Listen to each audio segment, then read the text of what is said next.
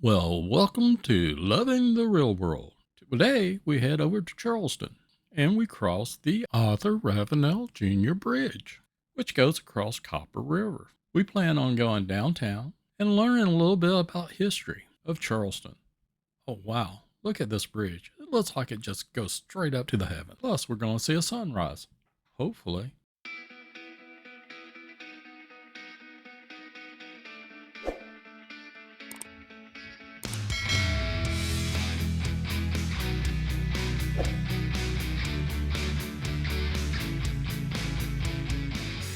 Well, it's Sunday morning, and one of the greatest places to watch the sunrise is across from the battery on the sidewalk overlooking Charleston Harbor.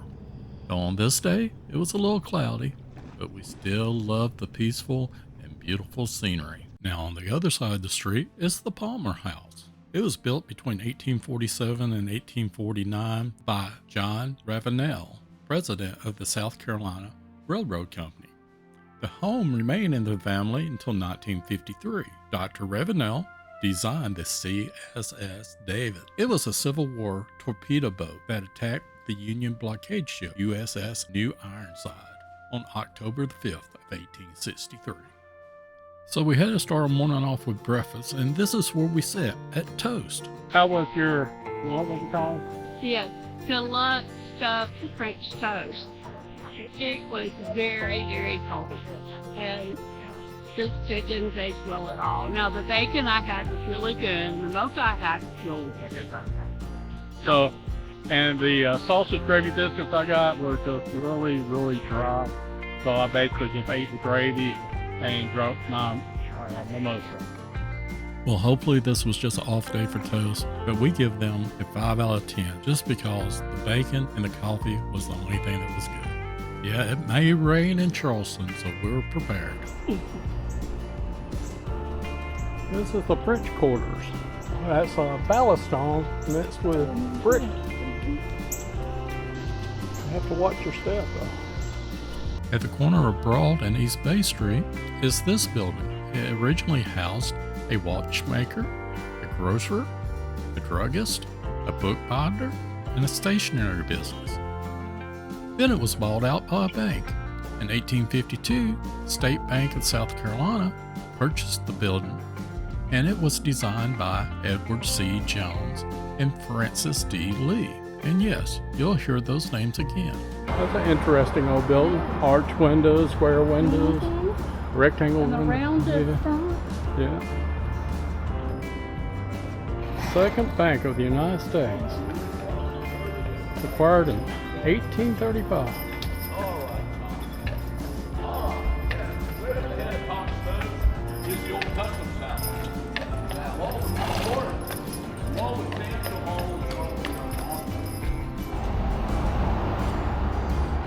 This is the News and Courier building. It was the site of several banks between 1817 to 1861. Sadly, the granite on the front of the building was destroyed in 1886 by the earthquake. Now it's called the Jacobson Building. You can rent apartments accommodating 2 to 3 people. They also have apartments as large as 3 bedrooms and 3 baths that can accommodate up to 11 people.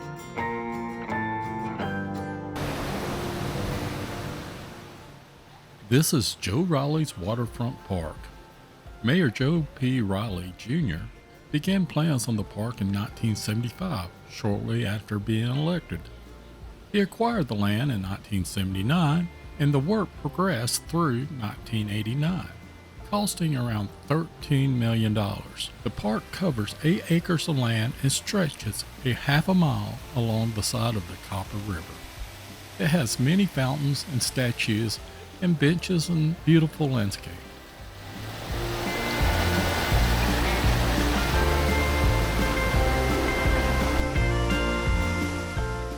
This is a beautiful statue called Lily. It shows a young child reaching for the sky on her tippy toes. It looks like she is just having the greatest time. It's just beautiful. This is Mary White's very first sculpture she ever did. This is some amazing work. Pineapples for hospitality. In the time, it was a rare fruit, and only the wealthy could afford it. So if you gave your guest a pineapple. You were, in essence, saying hello to you.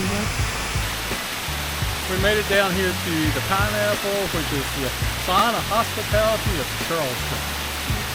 So, not a bad walk. I hope you enjoy the views of the Pineapple here, and let's see what else we can find.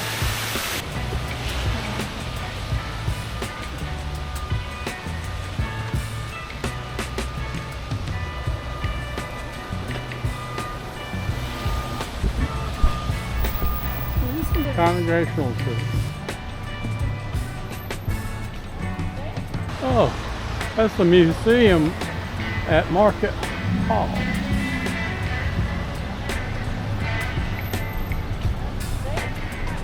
That's Marketplace.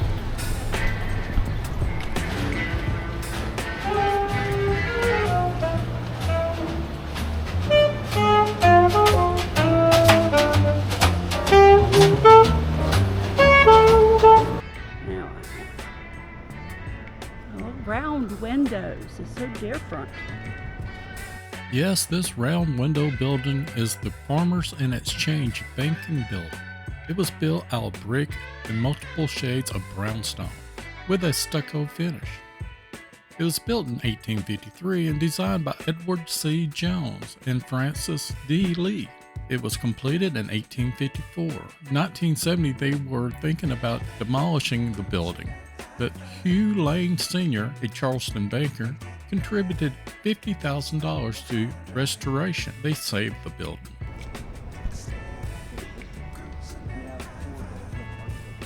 Old Exchange Building. Okay, let's continue on.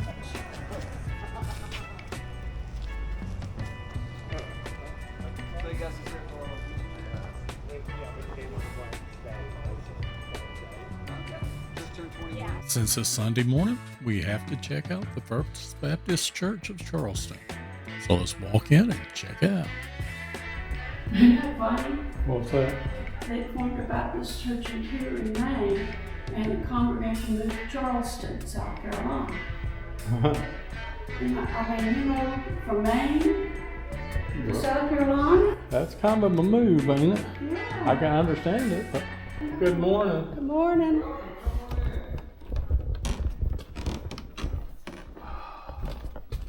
I don't want to get somebody's normal seat. We're from out of town. I don't want to get somebody's normal seat. Yeah, you say that, but we can go to a Baptist church, and we know there's these. Where you go from? That's Gainesville, Georgia. This building here was constructed around 1815, 1890. You got the brochure. Yeah, yes, I picked this up outside. Historical sketch. You want to go back there? Okay, thank you. Sure. And we have a school here. Did you park in the parking lot? Way over. We've been to breakfast, we went to see the pineapple and all that. So we've been walking everywhere this morning. We have a school here. We go from K4, 8th grade. Wow. And then the high school is at a different location.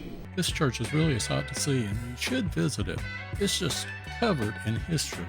And it's documented on the walls, on the shelves, and it's just amazing if you read all through it. But we're going to just sit here and listen to the sermon this morning and enjoy the service. So I hope you enjoyed this section of Loving the Real World. So if you're still here, go ahead and click that like, share, and subscribe button if you hadn't done it yet.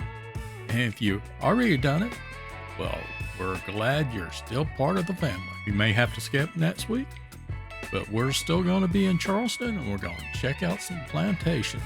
Until next time, we'll talk to you later. Bye-bye.